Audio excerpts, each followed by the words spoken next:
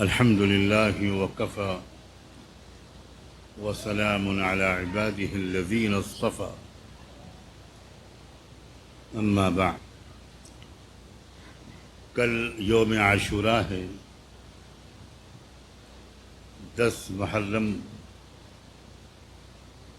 کی تاریخ ہے۔ مناسب معلوم ہوتا ہے کہ اس وقت یوم عاشوراء کے بارے میں صحیح حدیث سے جو باتیں ثابت ہیں انہیں ہم اس وقت موقع پر یاد کر لیں، ایک دوسرے کو یاد دلا دیں۔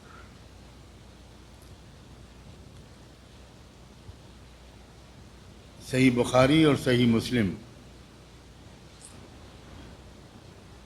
ان دونوں کتابوں میں سیدنا عبداللہ بن عباس رضی اللہ عنہما کی روایت سے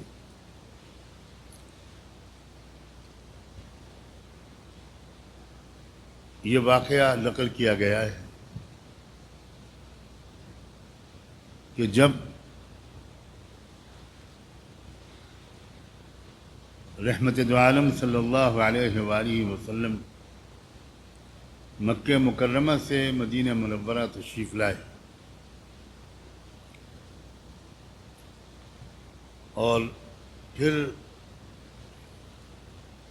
10 محرم کا دن آیا تو آپ نے دیکھا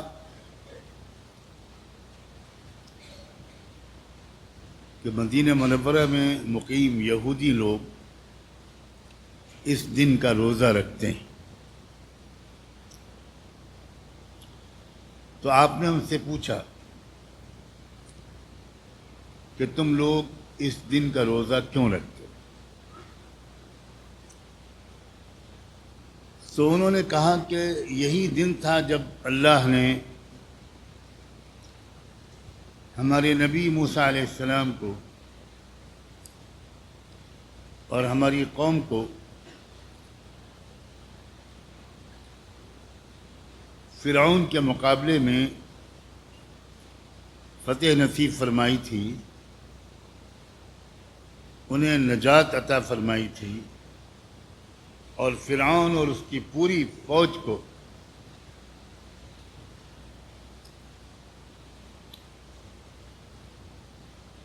غرق کر دیا تھا، ڈبو دیا تھا، ہلاک کر دیا تھا۔ تو ہم لوگ اس کے شکرانے کے طور پر اس دن کا روزہ رکھتے ہیں۔ تو آپ نے یہ جملہ ارشاد فرمایا، نحن احق و اولا بموسیٰ منکم، نحن احق و اولا بموسیٰ منکم۔ موسیٰ علیہ السلام کی فتح کی یاد منانا یہ تو تم سے زیادہ ہم پر واجب ہے، ہم مستحق ہیں۔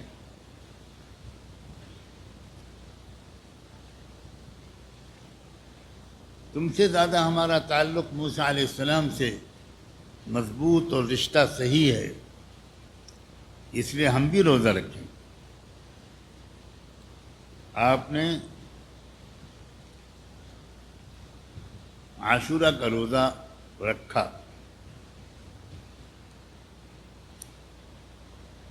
اس حدیث سے ایک غلط فہمی پیدا ہوتی ہے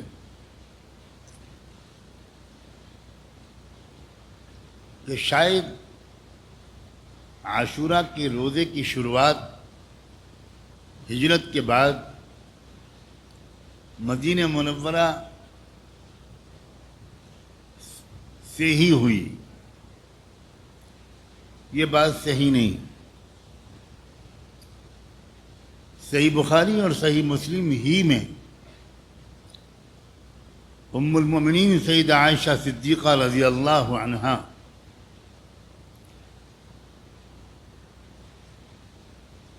کی روایت سے یہ بات نقل کی گئی ہے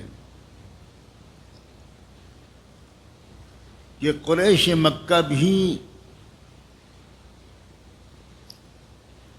یوم عاشورہ کا روزہ رکھتے تھے،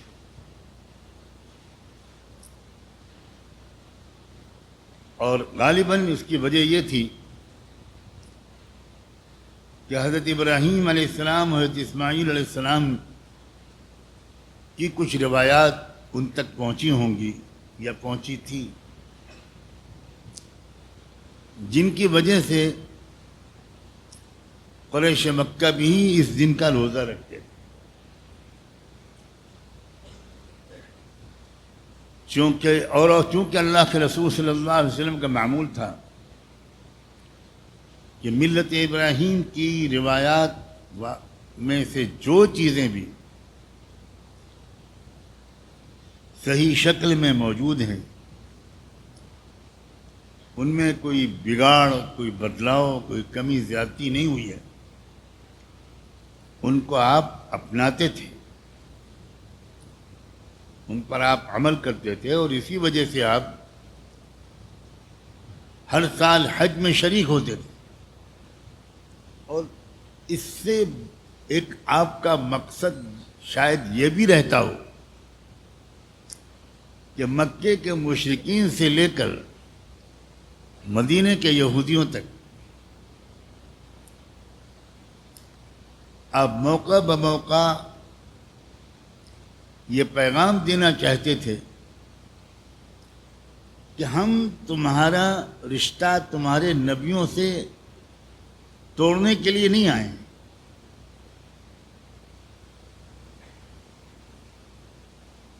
ہم تو جوڑنے کے لیے آئے، ہم بھی اسی سلسلے کی ایک کڑی ہیں، اور پچھلے تمام نبیوں پر ایمان لانا ضروری ہے، کوئی صرف محمد پر ایمان لائے وہ ایمان والا نہیں قرار پائے گا۔ کہ جب کوئی ایسا موقع آتا تھا تو آپ اس دن کی اہمیت اور فضیلت کے علاوہ شاید آپ کا ایک ارادہ یہ بھی ہوتا ہو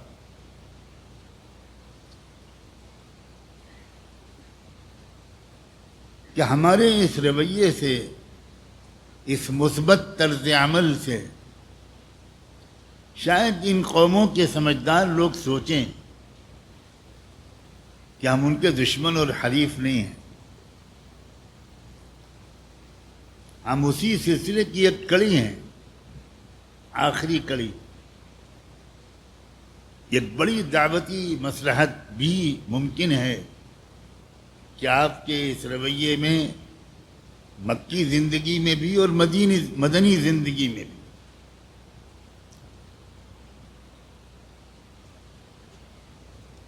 آپ کے اس رویے میں اس دعوتی نیت کو بھی دخل ہو۔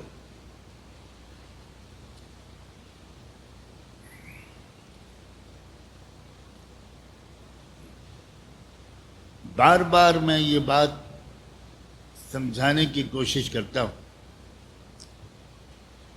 اسلام کے بارے میں یہ تصور کہ دنیا کی تمام قوموں کی روایات سے، رسوم سے، عادتوں سے کوئی مطلب نہیں، اسلام کا کوئی رشتہ تعلق نہیں، اسلام تو بالکل پہلی مرتبہ شریعت آئی ہے امت مسلمہ کے پاس، باقی دنیا کی قوموں میں کیا ہوتا ہے اسلام کا اس سے کوئی مطلب نہیں، یہ اسلام کی صحیح سمجھ نہیں ہے، اور اس غلط سمجھ کی وجہ سے بڑا نقصان ہو رہا ہے۔ دنیا کی قوموں کو پتہ ہی نہیں ہے کہ ہم انہی کی روایات کا تسلسل ہیں،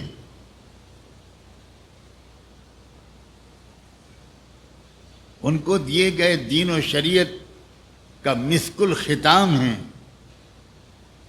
فائنل ایڈیشن ہیں، جو زمانے کی وجہ سے گرد و غبار ان کے نبیوں کی تعلیمات پر پڑ گئی تھیں، محمد الرسول اللہ نے اس گرد و غبار کو دھو کر ایک صاف و شفاف شکل میں انہی کے نبیوں کی تعلیمات ان کو واپس کی۔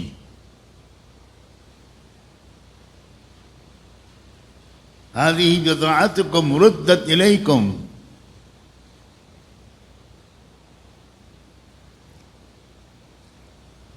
اور چونکہ ہم اسلام کے اس پہلو کو ٹھیک سے نہیں سمجھتے تو ہماری جو ترجمانی ہوتی ہے اسلام کی وہ بھی یہ پیغام نہیں دیتی دوسری قوموں کو کہ تم ہم کو اپنا دشمن اور حریف کیوں سمجھتے ہو۔ ہم کب کہتے ہیں کہ تمہارے پاس خدا کی کتابیں نہیں آئیں، صرف ہمارے پاس آئی ہے؟ ہم کب کہتے ہیں کہ تمہارے پاس نبی و رسول نہیں آئے، صرف ہمارے پاس آئے ہیں؟ ہم کب کہتے ہیں کہ صرف ہمارے نبی اور ہماری کتاب کو ماننا یہ ہے اسلام؟ یہ بات دنیا کے غیر مسلموں کو نہیں معلوم ہے۔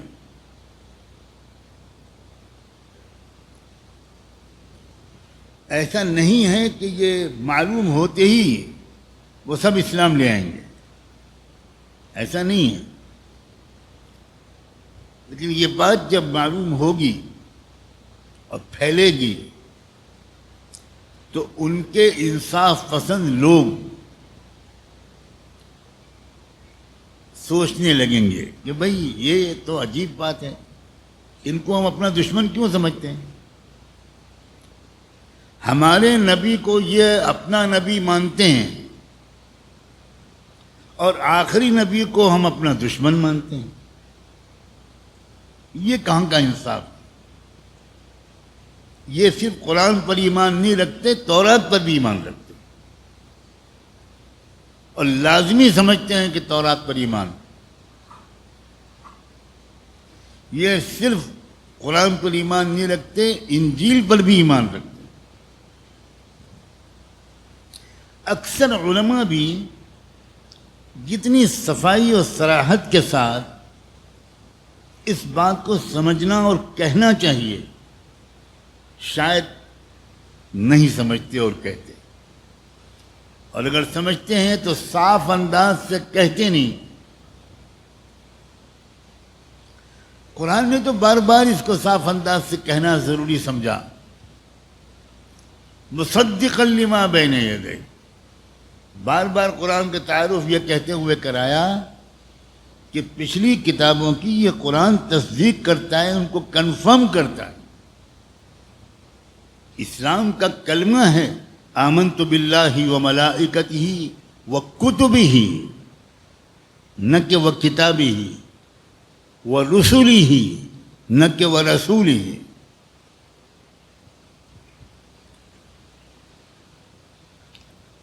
کوئی ایک ایک سنت محمدی پر عمل کرے مگر عیسیٰ علیہ السلام کی نبوت کو نہ مانے، وہ تو کافر ہے، کافر۔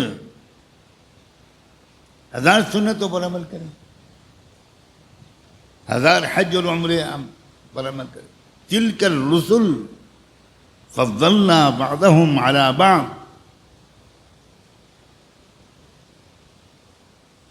تو محرم کا جو روزہ ہے، 10 محرم کا یوم عاشور، یہ مکے میں بھی رکھا اللہ کے رسول نے، جبکہ آپ کے پاس اس سلسلے میں اللہ کی طرف سے کوئی حکم نہیں آیا تھا،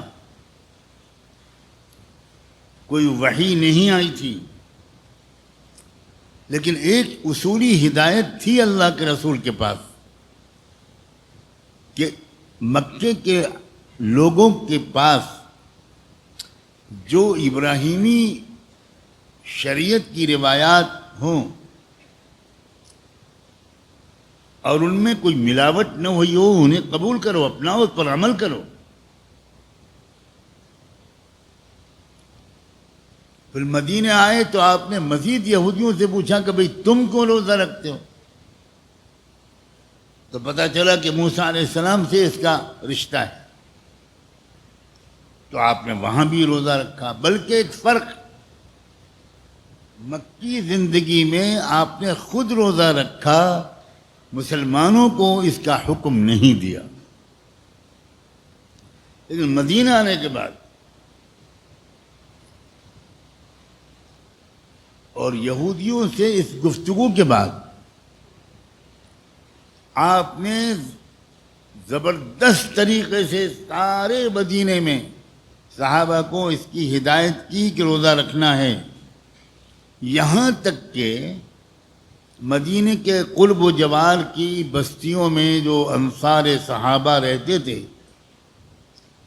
جن تک یہ خبر نہیں پہنچ پائی تھی، آپ نے نماز فجر سے پہلے یا نماز فجر کے بعد ان سارے علاقوں میں صحابہ کرام کو روانہ کیا کہ جاؤ، دور دراز کی بستیوں میں جو ایمان والے اور ایمان والیاں رہتے ہیں، ان سے کہہ دو کہ آج کا دن کا روزہ رکھیں۔ اور یہاں تک فرمایا کہ اگر آج کے دن روزے کی نیت نہیں کی اور صبح شروع ہو گئی، دن شروع ہو گیا، تو تم میں سے جس نے اب تک کچھ کھایا پیا نہیں ہے وہ روزے کی نیت کر لے۔ اور اس سے بھی آگے کی بات کہ جس نے کچھ کھا پی لیا ہے وہ اب شام تک کچھ نہ کھائے اور روزے دار کی طرح آج کا دن گزارے۔ اتنا اہتمام، بلکہ آپ کی اس ہدایت کی وجہ سے امت کے بہت سے علماء یہ رائے رکھتے ہیں کہ رمضان کے روزوں کی فرضیت سے پہلے تک عاشوراء کا روزہ فرض تھا۔ رمضان کے روزے کے بعد فرضیت ختم ہو گئی، لیکن فضیلت اس حد تک اللہ کے رسول نے اس کی بتائی، انی احتسب من اللہ، آپ نے فرمایا مجھے امید ہے اپنے رب سے کہ اس ایک دن کے روزے کی برکت سے پچھلے پورے سال کے گناہ اللہ معاف کر دے گا۔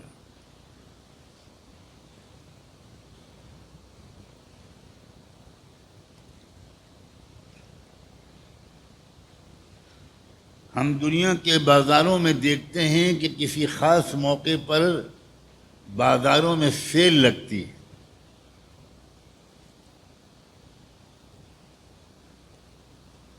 مختلف تہواروں کے موقع پر،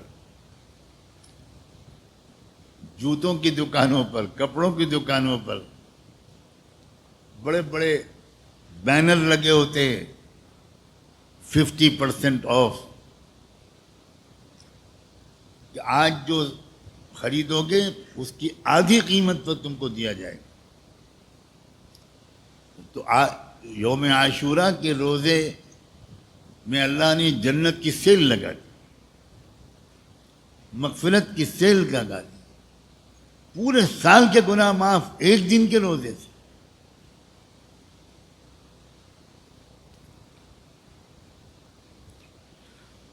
ایک اور بات، جب اللہ کے رسول صلی اللہ علیہ وسلم نے مدینہ آ کر اس کا حکم دیا، مکے میں آپ خود روزہ رکھتے تھے، کسی اور کو حکم نہیں دیتے، لیکن جب آپ نے مدینے میں حکم دینا شروع کیا تو بعض صحابہ نے اللہ کے رسول سے ایک سوال کیا، کہا کہ آپ اس کی ہدایت دے رہے ہیں اور یہود و نصارہ یہ دونوں روزہ رکھتے ہیں اس دن کا، تو اگر ہم بھی روزہ رکھیں گے اسی دن تو مشابہت ہو جائے گی ان سے۔ یعنی یہ اتنی پختہ سمجھ تھی صحابہ کی کہ کسی بھی طرح ان قوموں کی نقل ہمیں نہیں کرنی ہے، اور نقل کا شائبہ بھی نہیں ہونا چاہیے. اب آپ خود سمجھ لیجئے کہ اس وقت کے مسلمان کس کس چیز میں نقل کر رہے ہیں. اب تو کئی مسلمان وہ ہوتے ہیں کہ پاسپورٹ آفس میں کسی ریلوے کے کاؤنٹر پر لائن میں لگے ہوتے ہیں تو سامنے والے سے آدمی کہتا ہے کہ لائن آگے بڑھ گئی، میڈم ذرا آگے بڑھیے، میم صاحب ذرا آگے بڑھیے. تو میڈم جب پلٹتی ہیں تو پتہ چلتا ہے وہ میڈم نہیں تھیں، وہ بھائی جان تھے. اب مشابہت کے یہ عالم تو کہنا پڑتا ہے سوری سوری سوری بھائی صاحب، میں تو آپ کو بھابھی جی سمجھا تھا. کہاں وہ مزاج صحابہ کا کہ روزہ رکھنے پر صحابہ حضور سے سوال کر رہے ہیں. اتنی پختہ تربیت صحابہ کی کہ اللہ کے رسول ہدایت دے رہے ہیں اور صحابہ کہہ رہے ہیں کہ مگر اس دن تو وہ لوگ بھی روزہ رکھتے ہیں. کتنا خوش ہوئے ہوں گے اللہ کے رسول اس سوال سے.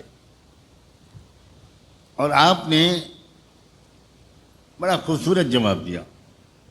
اچھا تو پھر ایسا کرتے ہیں کہ اب اس سال تو 9 محرم گزر گئی، حضور نے فرمایا آئندہ سال سے انشاءاللہ ہم لوگ 9 اور 10 2 دن کا روزہ رکھیں. مشابہت ختم. وہ 1 دن کا رکھتے ہیں، ہم 2 دن کا رکھتے. اب بعد میں علماء نے اس پر یہ بھی گنجائش نکال دی کہ اگر خانقاہ نعمانیہ میں بیان 9 کو ہو اور 9 تاریخ چھوٹ گئی تو 11ویں کو رکھ لینا، 10ویں اور 11ویں کو رکھ لینا. اور میرے جیسے کمزور علماء نے ایک اور آسانی دے دی. انہوں نے کہا کہ ایک دن ملانا 10ویں کے ساتھ یا 9ویں یا 11ویں، یہ تو اس وقت تھا جب یہود نصارہ 10ویں کا روزہ رکھتے تھے. لہذا آپ طلبہ کے لیے فتویٰ یہ ہے کہ نہ 9ویں کی ضرورت نہ 11ویں کی ضرورت. اب کوئی مشابہت نہیں، وہ روزہ رکھتے ہی نہیں تو کیا مطلب ہے اس کا. لہذا صرف 10ویں کا روزہ رکھنا پوری فضیلت حاصل کرنے کے لیے کافی ہے. تو کل انشاءاللہ مطبخ بند رہے گا.